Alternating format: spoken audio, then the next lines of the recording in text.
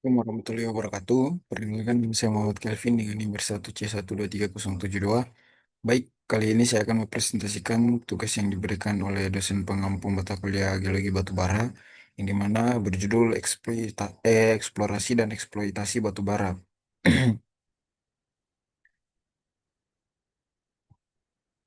Baik, pertama-tama perlu kita ketahui bahwasanya apa sih sebenarnya batubara?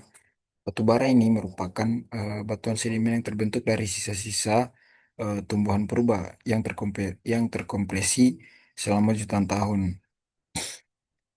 Nah, beberapa fungsi utama dari batu bara ini yang pertama menghasilkan lebih dari 35% listrik dunia. Kemudian bahan bakar utama industri semen dan baja dan Indonesia juga merupakan salah satu eksportir terbesar batu bara khususnya tambang batu bara yang berada di Kalimantan dan sekitarnya. Nah, perlu kita ketahui juga bahwasanya sebelum kita melangkah pada pembahasan eksplorasi dan eksploitasi, bagaimana sebenarnya proses pembentukan batu bara itu sendiri secara kacamata geologis. Proses pembentukan batu bara itu sendiri dimulai dari gambut atau pit menjadi batu bara melalui peningkatan tekanan dan suhu tinggi di bawah tanah. Adapun tahap kualitasnya, di sini dapat kita lihat bahwasanya yang pertama itu pit, kemudian lignit, subbituminus, bituminus, dan antrasit. Kita masuk pada tahapan eksplorasi awal pembentukan batu bara itu sendiri. Yang pertama yang dilakukan adalah mencari cadangan tersembunyi. Eksplorasi ini bertujuan untuk menentukan lokasi, kualitas, dan kuantitas cadangan batu bara sebelum penambangan dimulai. Tahapan-tahapan yang dilakukan seorang geologis biasanya pemetaan geologi permukaan, kemudian analisis sampel laboratorium, kemudian estimasi sumber daya tambang.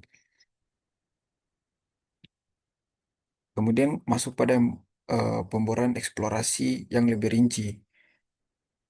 Pemboran inti atau core drilling ini dilakukan untuk mendapatkan profil vertikal, lapisan tanah dan batu bara secara akurat. Informasi yang didapat mencakup ketebalan lapisan, kedalaman, serta karakteristik fisik kimia batu bara.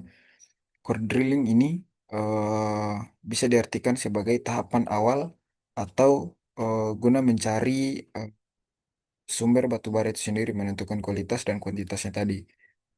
Kemudian kita masuk pada eksploitasi batu bara itu sendiri, metode dan teknologi penambangannya. Di sini proses penambangan batu bara itu sendiri ada biasanya dilakukan dengan penambangan terbuka atau surface mining. Metode ini digunakan jika lapisan batu bara berada dekat dengan permukaan kurang dari 100 meter. Kemudian proses ini meliputi pengupasan tanah atau penutup overburden menggunakan ekskavator raksasa dan truk angkut hauling truk berkapasitas ratusan ton. Ah, ada juga namanya eh, penambangan batu bara tertutup atau tambang bawah tanah. Ini biasanya dilakukan menggunakan lapisan batu bara berada saat dalam di bawah permukaan. Kemudian tahapan-tahapan penambangan bawah tanah ini bisa dilakukan dengan menggunakan room and pillar, meningkatkan pilar penyangga yang berada di bawah tanah, kemudian long well, penambangan mekanis penuh, membutuhkan sistem ventilasi dan penyangga atap yang sangat ketat untuk keselamatan kerja. Ini juga banyak digunakan di wilayah-wilayah luar. Kemudian rantai logistik tambang, hauling dan transportasi. Batu bara yang telah ditambang dikirim ke fasilitas pengolahan sebelum didistribusikan melalui jalur darat maupun kereta api. Efisiensi transportasi adalah kunci dalam menjaga nilai ekonomis batu bara sebagai komoditas global. Seperti yang disinggung sebelumnya, ekspor dan distribusi laut, beraging eh, transportasi untuk pengangkutan lebih lanjut yang untuk dibawa ke distribusi sebelum ke pengolahan itu ada banyak macamnya seperti melalui jalur darat dan jalur laut seperti baging atau tongkang. Di Indonesia, batu bara sering diangkut melalui sungai menggunakan tongkang menuju pelabuhan laut utama. Kapal-kapal curah kemudian membawa emas hitam ini ke berbagai negara mitra energi seperti Tiongkok, India, dan Jepang.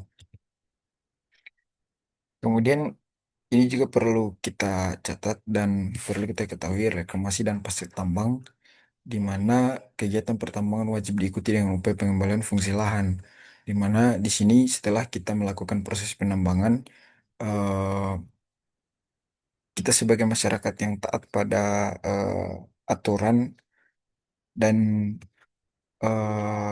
apa namanya eh, mereklamasi kembali pasca tambang dengan mencakup penataan lahan, penanaman kembali vegetasinya, dan pemantauan lingkungan. Tujuannya adalah menciptakan ekosistem baru yang produktif atau mengembalikan kondisi hutan seperti semula. Baik, mungkin itu saya yang dapat saya presentasikan. Lebih dan kurangnya mohon dimaafkan. Saya akhiri dengan ucapan Allahumma fiqillah komentarik. Wassalamualaikum warahmatullahi wabarakatuh.